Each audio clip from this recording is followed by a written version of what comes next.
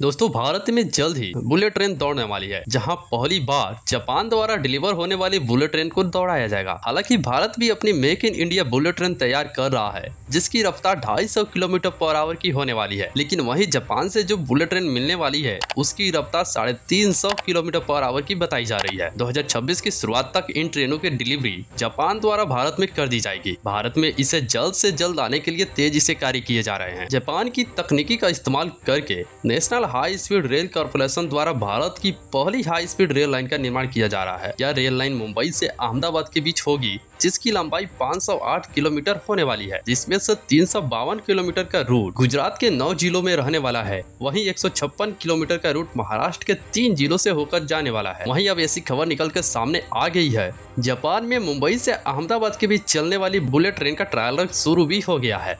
इस ट्रेन की गति इतनी है कि यह मात्र 2 घंटे में मुंबई से अहमदाबाद यात्रियों को पहुंचा सकता है। रेलवे द्वारा इन ट्रेनों के लिए 12 स्टेशन तय किए गए हैं, जिनमें सूरत, ठाणे, विरार और बोईसर समेत अन्य स्टेशन भी शामिल है। दोस्तों जानकारी के मुताबिक जापान भारत के साथ रणनीतिक साझेदारी और रिश्ते मजबूत करने के उद्देश्य से भारत को 2 शिंकानसेन ट्रेन सेट उपहार में देने वाला है, जिसमें से एक है बुलेट ट्रेन E5 सीरीज की, वहीं दूसरा E3 सीरीज की बुलेट ट्रेन है। बात करें भारत में बुलेट ट्रेन के रफ्तार को लेकर, तो जापान द्वारा भारत की जलवायु और भौगोलिक स्थितियों में कई ज्यादा अंतर है, जिसके कारण जापान में सामान्य तौर पर की जाने वाली ट्रेनों की टेस्टिंग प्रक्रिया के अलावा भारत की भौगोलिक स्थिति को भी ध्यान में रखते हुए साथ ही अन्य बिंदुओं को जोड़कर ट्रायल किया जा रहा है।